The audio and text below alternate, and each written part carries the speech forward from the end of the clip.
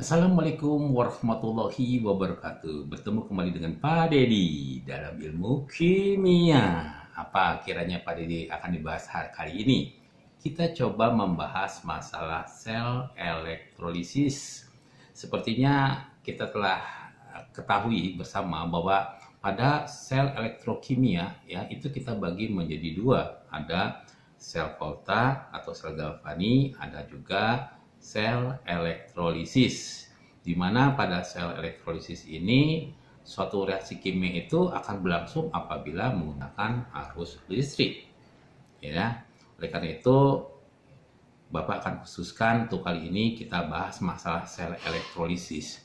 Sebenarnya untuk larutan sel elektrolisis ini kita bagi menjadi dua bagian, ada yang bentuk larutan, ada yang bentuk lelehan. Perbedaan larutan dengan lelehan, kalau larutan itu dia terjadi kompetisi dengan air karena larutan, ya larutan gula berarti air dengan gula berarti ada air di situ. Dan halnya dengan lelehan, kalau lelehan itu tidak mengandung air, jadi kompetisinya di situ aja, ya. Jadi kalau di dalam anoda yaitu pada elektroda positif, ya itu reaksinya terjadinya reaksi oksidasi, ya. Kemudian di katoda ya pada elektronegatif reaksi yang terjadi reaksi reduksi.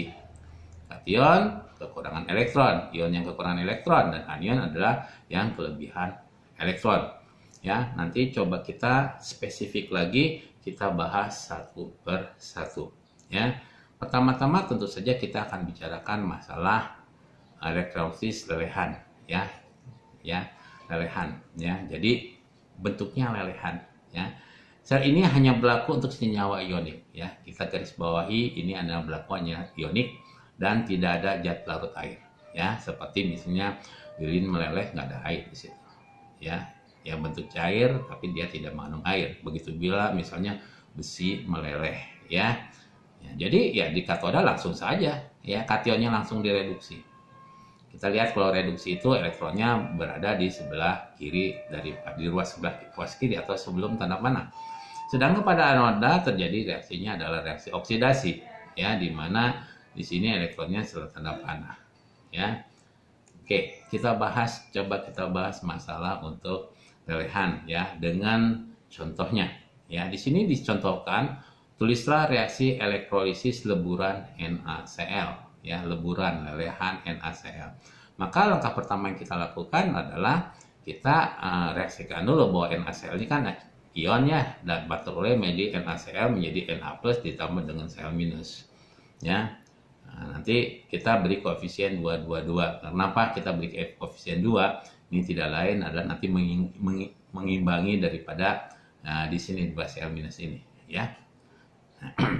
Kemudian setelah kita uraikan NaCl menjadi 2 NaCl menjadi 2 Na+ ditambah 2 Cl-. Pada katoda mudahnya kita ambil aja yang di depannya Na-nya. Nah, ini kita masukkan sini. Pada katoda dengan elektroda platina biasanya kita lambangkan di sini. 2 Na+, ya supaya netral kita tambahkan 2 elektron menjadi 2 Na, ya. 2 Na, ya elektronnya ini 2+ tambah 2 elektron. Kemudian pada anoda 2 Cl- terurai menjadi Cl2. Ya, maka dilepaskan 2 elektron, ya dilepaskan 2 elektron. Nah, kita elektron yang dilepas dengan elektron yang diterima kita coret. Kita turunkan ke bawah, maka kita akan dapatkan 2 Na+ ditambah 2 Cl- menjadi 2 Na ditambah dengan Cl2. Maka kita telah menyelesaikan persamaan, ya, reaksi elektrolisis dari leburan NaCl, ya. Kita coba yang lain lagi tetapi dalam bentuk larutan, ya. Ada ketentuan-ketentuan di dalam pembentukan suatu larutan, ya baik di katoda maupun di anoda. Ya, di sini sel bentuk larutan dengan elektroda tidak bereaksi atau inert. Ya, tidak bereaksi atau inert atau tidak aktif. Biasanya digunakan platina dan karbon, ya, biasanya gunakan platina dan karbon. Di sini ketentuan di katoda, ya, ketentuan di katoda ini harus hafal dengan deret volta. Pada saat pelajaran sel volta, itu kan Bapak sudah ajarkan bagaimana menghafal untuk deret volta dengan memberikan kalimat, ya. Nah, di antara Mn dan Zn ini ada posisi H2O, Yang kemarin Bapak belum jelaskan H2O. Di mana apabila dia ada di sebelah kiri H2O, nah di sebelah kiri H2O ini adalah golongan utama, BaCa, Na, MgAl adalah golongan utama ditambah dengan Mn. Maka yang direduksi adalah air.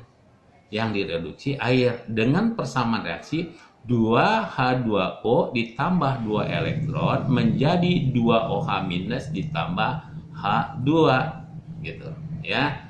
Nah, kalau di sebelah kiri, di sebelah kanan, mohon maaf, sebelah kanan H2O seperti itu, ini adalah golongan transisi ZnFeC. Ini golongan adalah golongan transisi.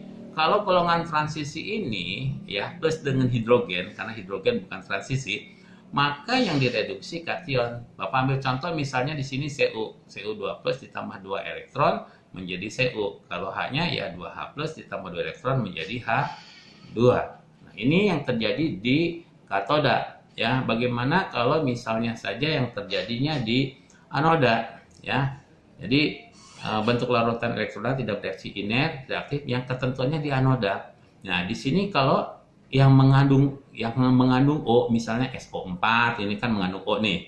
NO3 mengandung O, di sini ClO4 mengandung O. Maka yang dioksidasinya H2O. Rumusannya 2H2O menjadi 4H+ ditambah dengan O2 ditambah 4 elektron. Hati-hati. Ya, tadi persamaannya berbeda di anoda dan di katoda. Ya, di sini anoda 2H2O menjadi 4H+ ditambah O2 ditambah 4 elektron. Ya, kalau yang mengandung O-nya itu adalah OH-, maka persamaan reaksinya yang dioksidasi OH-nya. 4OH- menjadi 2H2O ditambah O2 ditambah 4 elektron. Minus. Nah, bagaimana kalau yang tidak mengandung O? Kalau tidak mengandung O, ya unsur itu sendiri, ya, yang dioksidasi anion itu sendiri. Misalnya tadi 2Cl- menjadi Cl2 ditambah dengan 2 elektron, ya. Untuk lebih kita kuasai, kita coba latihan soalnya, ya. Kita mencoba latihan soalnya, ya. Soalnya apa? Di sini dikatakan tuliskan reaksi larutan NaCl dengan elektroda platina. Ingat, di sini adalah larutan. Kalau dalam larutan, ya, maka ada kompetisi dengan air, ya, kompetisi dengan air. Nah, di sini Na. Na posisinya ada di mana? Ya, seperti biasa, Na itu posisinya ada di sebelah kiri air. Kalau di sebelah kiri air, maka air akan menang, ya. Seperti biasanya kan kalau kita uraikan NaCl, NaCl, Na+, Cl-. Nah, di sini ada Na. Na-nya nggak masuk sini. Kenapa? Kalah dengan air. Ya, maka kita tuliskan dalam platina ya, yang tadi Bapak katakan yang di dalam katoda, rumusannya 2H2O ditambah 2 elektron minus menjadi 2OH- ditambah H2. Bagaimana dengan di anodanya? Di anodanya kan tidak ada O. Kalau tidak ada O, maka unsur tersebut yang menang. 2Cl- menjadi Cl2 ditambah 2 elektron. Kita coret kembali di sini, maka kita dapatkan 2Cl- ditambah 2H2O menjadi 2OH- ditambah H2 ditambah dengan Cl2.